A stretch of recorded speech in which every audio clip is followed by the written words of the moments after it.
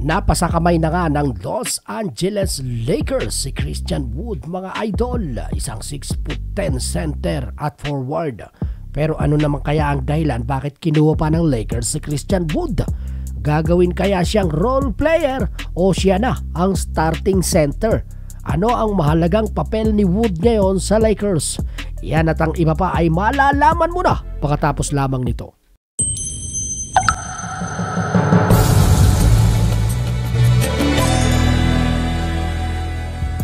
Mga ka-Balltalk, si Christian Wood na mismo ang nagsabi ayon kay Mark Spears.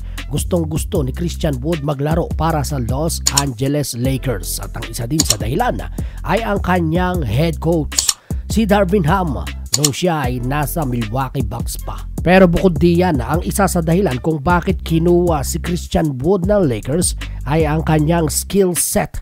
Isa na nga ang 3-point shooting at sa loob ng 3 taon, alam nyo bang naging consistent si Christian Wood sa 3-point area? Halos 8 bitaw sa 3-point ang ginagawa niya kada laro. Halos 40% doon ay pumapasok at 43% naman sa wide open shot. Kaya kapag siya ay sinama kay Davis, ang gitna ng Lakers ay luluwag dahil stretch big man itong si Christian Wood. At dahil din kay Wood, malaki ang magiging advantage ni Anthony Davis at LeBron James. Nakapwa naglalaro ng mas madalas sa ilalim.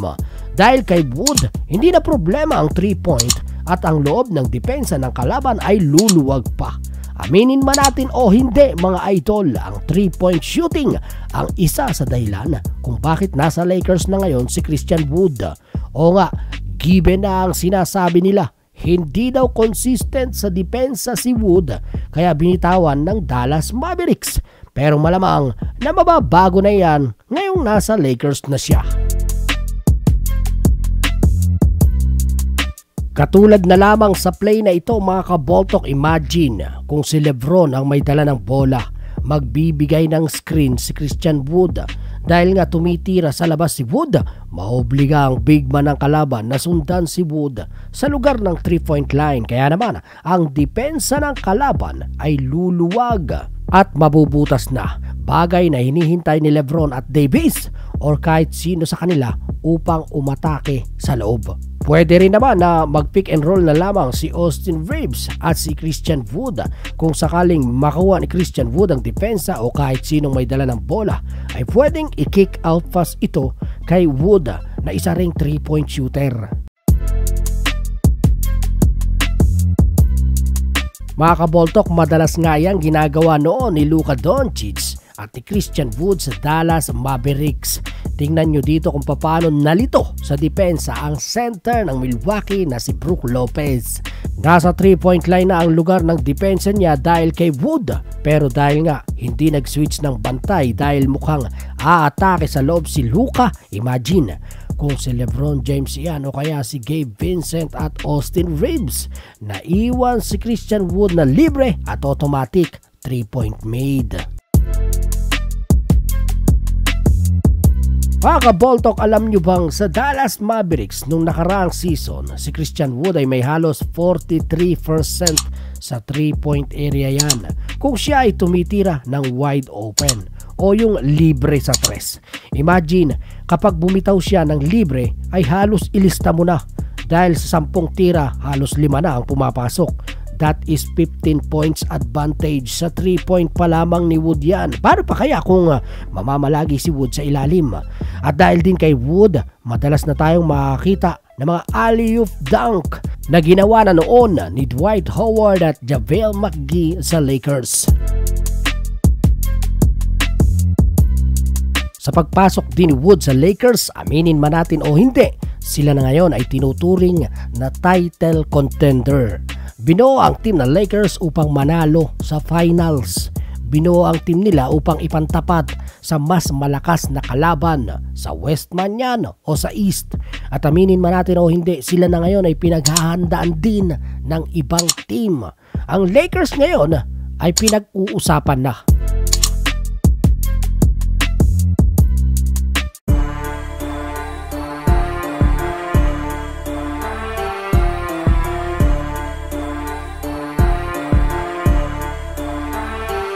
basketball talk, ipapakita ang mga laro, mga tunay na pambato sa court. Dito ay pabilisan, di ka pwede ma-short. Papakita ang bakbakan sa loob ng court. Pagalingan ang dating, bawat puto sa ring.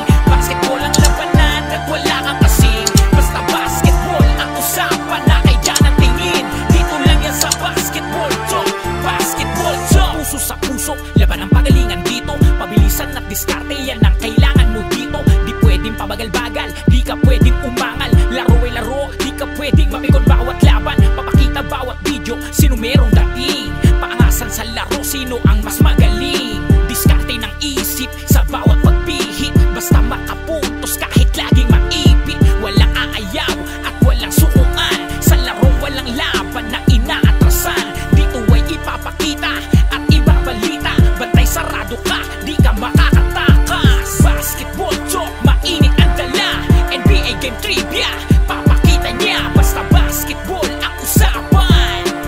Basketball talk, ang hinahanap. Basketball talk, ipapakita ang mga laro, mga tunay na pambato sa court. Dito ay pabilisan, di ka pwede ma-short. Papakita ang bakbakan sa loob ng court. Pagalingan ang dating, bawat puto sa ring.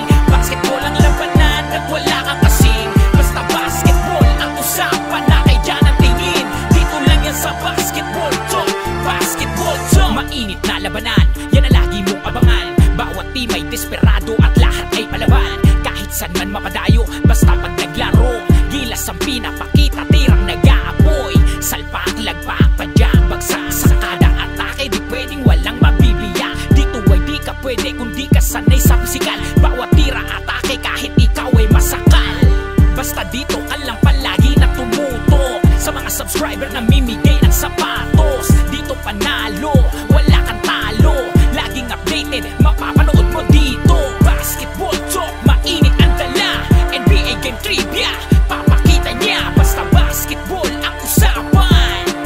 Basketball talk, ang hinahanap. Basketball talk, ipapakita ang mga laro, mga tunay na pambato sa court. Dito ay pabilisan, di ka pwede ma-short. Papakita ang bakbakan sa loob ng court. Pagalingan ang dating, bawat puto sa ring. Basketball ang labanan at wala kang kasing. Basta basketball ang usapan na kay dyan ang tingin. Dito lang yan sa basketball talk, basketball talk. Ipapakita ang mga laro, mga tunay na pambato sa court. Dito ay pabilisan, di ka pwede ma-short. Papakita ang bakbakan sa loob ng court. Pagalingan ang dating, bawat puto sa ring. Basketball ang labanan at wala kang kasing. Basta basketball ang usapan na kay dyan ang tingin. Dito lang yan sa basketball talk, basketball talk.